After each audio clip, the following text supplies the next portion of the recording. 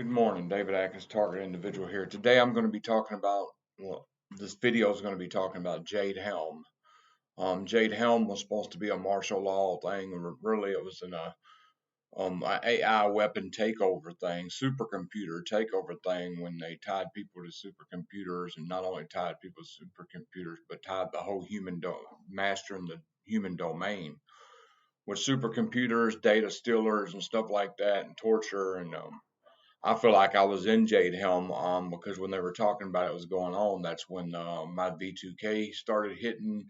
That's when they tried to burn me and make me go in the middle of the road. I was in the middle. When I'd go in the middle of the road, I'd stop being hit. My brain was so foggy I could barely see, and I was on the sidewalk walking, and they started heating my head up really bad. My vision was blurred, but when I stepped off the sidewalk onto the road, it stopped. Well, I almost got hit by several cars and stuff, and then the police ended up taking me to a mental hospital because I was literally walking in the middle of the road to keep from getting burnt. Stuff like that. And then, they had,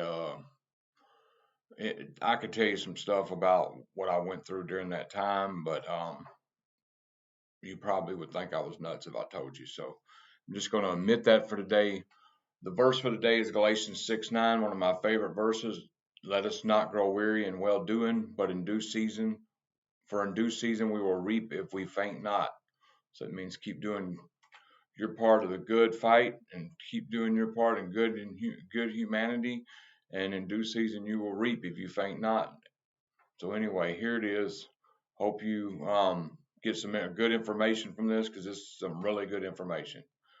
As far as on here, we're still getting tortured, still can't close my eyes without getting burn up real bad. I'm going to try to see if I can get one of them things, instead of using them towels and trying to pull apart a frozen towel to put over my head.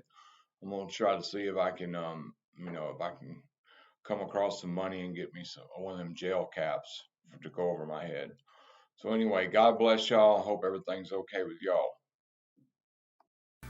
Welcome, ladies and gentlemen, to our full spectrum analysis of Jade Helm 15. This is going to be a truly special broadcast that I know you'll enjoy.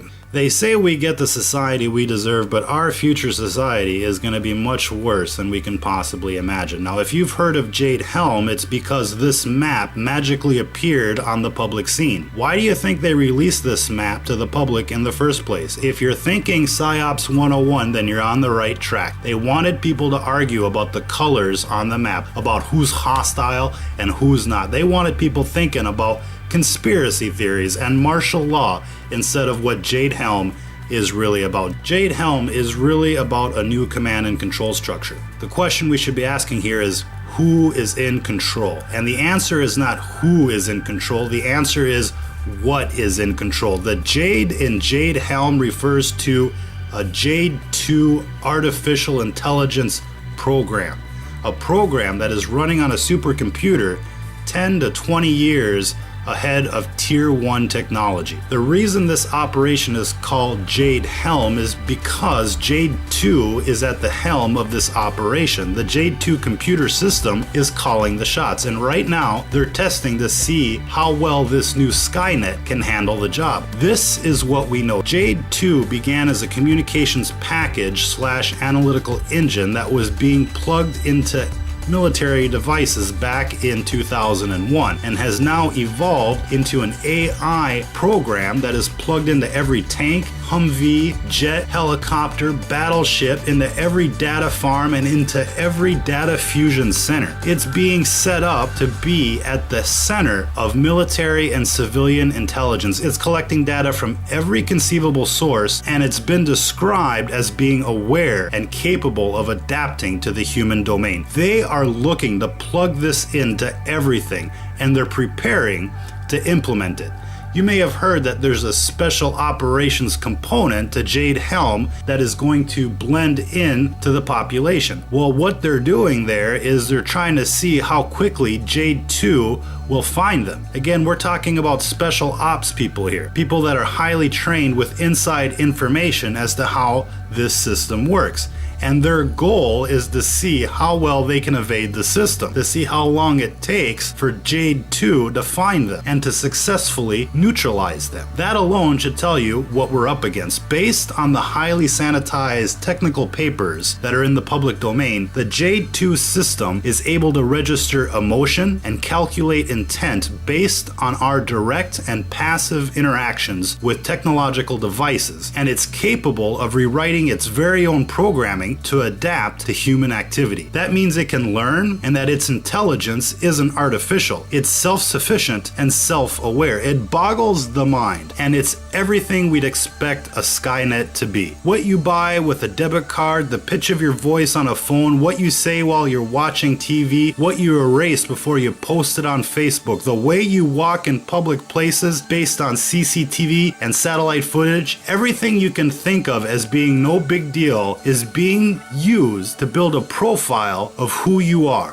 where you go, and what you do, so that if need be, it can predict your future behavior, so that it can predict what you are going to do and where you are going to be. Of course, this program is in its infancy stage compared to what it is going to become. That is why I say to you, if you can escape, now's the time to do it, because once this system has evolved and has become fully automated and fully functional, there will be no escaping the new reality. The new world that is to be. It's already aware. It just needs more drones, more droids, more factories, and more robots to be online for the system to be fully autonomous. If you think this is a bunch of science fiction, think again. 2015 was the year of the drone, but by 2020, it will be the year of AI. AI is going to be everywhere, in homes and businesses, on the bus, in the subway, at the mall. The next version of Windows, for example, Windows 10, is going to feature an AI assistant, like Siri, but much more complex, much more high-tech. Every gadget, every home is set to be part of an AI grid, an AI cloud of supercomputers, tucked neatly away in a far-off place where no one can touch it. And every nation will want an AI running its day-to-day operations. It's going to be a world of AI competing against AI. Every bureaucracy, every police force, every agency,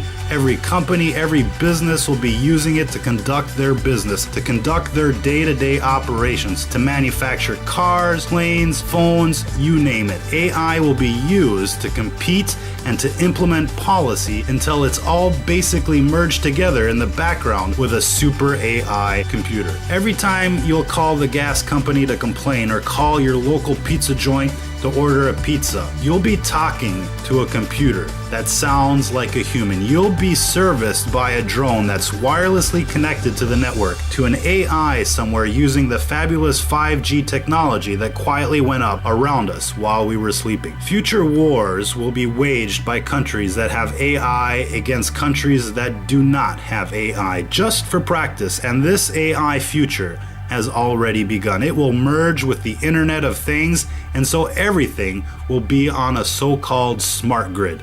Smart for them, not for us. Everything we use, every place we go will be plugged into an AI, and it will watch every step you take. Your TV, your car, your smartphone, your iRobot of the future. It's all going to be connected, but not for your benefit, as we will see. The future is going to be a very scary place, my friends. They're collecting everything. Every email, every call, every picture, every video, every purchase, every post. They're hoarding the data for predictive programming purposes, i.e. so they can predict what you're going to do and what you will do if you become upset. And that's the kicker. This technology isn't about making life easy for you. It isn't about convenience. Don't think for a second that once society becomes fully automated, that you'll be able to live a fat, lazy, carefree life.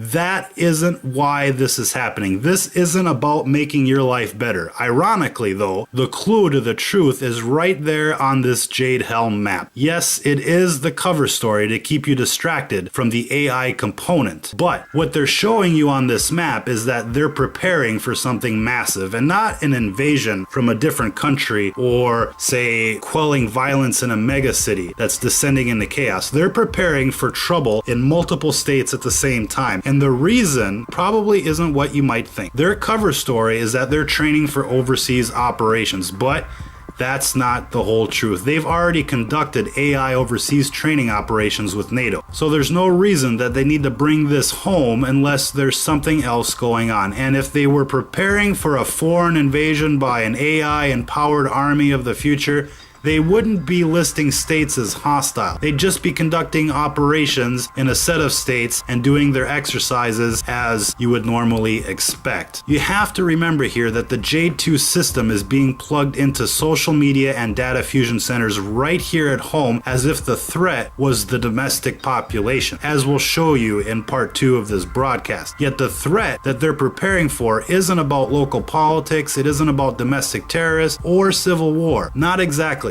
The real reason they're prepping this system the way they are is because of the actual climate change forecasts that are on the horizons, the ones that they have and the ones that you're not aware of. Everything you're seeing on the news, every scandal, every bread and circus show, everything that's out there that's eating up your time right now is there to distract you from the real problem so that they can put a new control system into place. A system that can cope with the hidden climate catastrophe that's on the way. A system that is fully automated that can take humans out of the loop because every human will be affected and therefore no human will be trusted.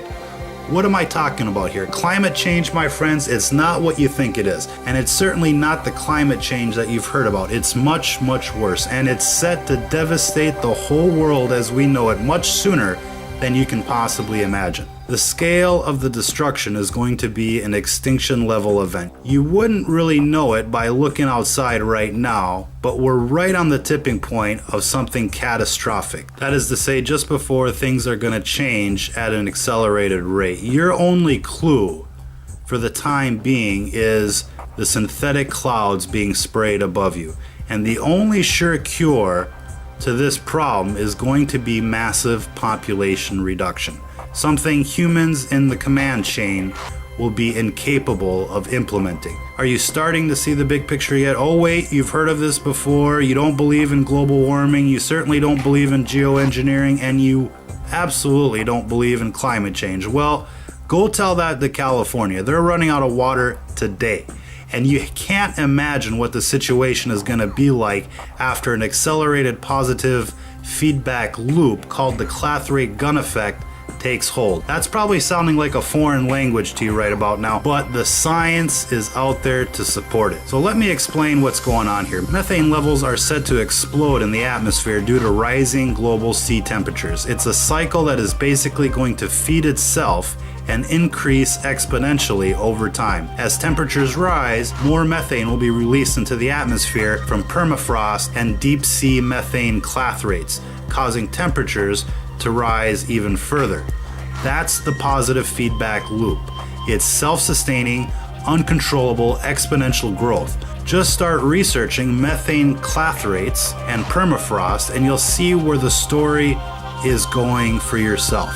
I will try and leave a video link in the comments that sums this up, but the short version here is basically this. Right now, CO2 and methane levels are off the charts.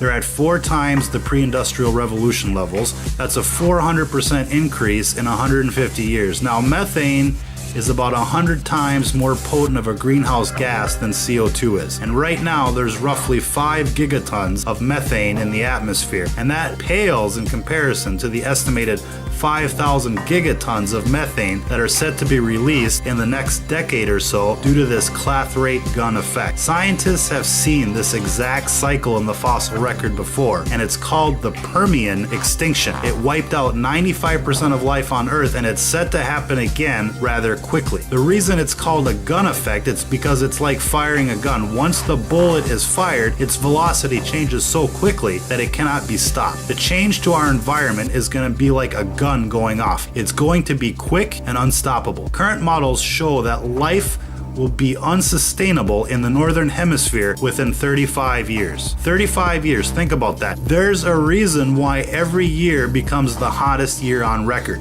and that's set to dramatically increase. And that means society as we know it will begin to break down in about 15 to 25 years. And that's what Jade Helm is preparing for, implementing a system to control the breakdown of society. Again, just look at California. They're already running out of water. They didn't have record cold or record snow last winter. It was just the opposite. And that sort of climate will go coast to coast just like West Nile did in just a couple of years. And just imagine what it'll be like in 10 to 20 years. Our government will have no choice but to declare a nationwide state of emergency. Democracy will be suspended, and the citizens will become captives in their own homes. Food will become a luxury, water will be worth its weight in gold, and all of a sudden everybody's going to understand that there's just way too many people for the little resources that are left. And that's where the AI will step in. You can't hold a machine accountable for a war crime, my friends, and a computer isn't going to lose sleep over executing a decision it finds logical. And so you can see what the end game is here. It will be up to the machines to thin out the population. Think of it in terms of drone aircraft dropping nerve gas on predetermined grids. Maybe it'll be a lottery, maybe it'll be red states or blue states, but one day or another the AI will decide who lives and who dies, and there will be nobody to hold to account. That's what Jade Helm is really about, preparing our inevitable self-destruction brought to us by greedy corporations and by politicians who sold us out for money. Part 2 of this broadcast is a condensed version of a Midnight Caravan broadcast that talks about the J2 system in more detail. Good night and good luck. What's kind of eerie is the fact that the business as usual projections, even the cautious ones produced by IPCC, are still giving us about 4 degrees of warming by the end of the century. Now, 4 degrees, people who've calculated what that would do to food production, to die-off of forests, to acceleration of warming due to various extra feedbacks that kick in, the general conclusion is pretty dire, that if you get to 4 degrees of warming, then collapse of civilization is what's going to happen, because the world won't be able to sustain anywhere near its present population. So the result will be chaos and warfare. So that's just that. The eerie thing is that that's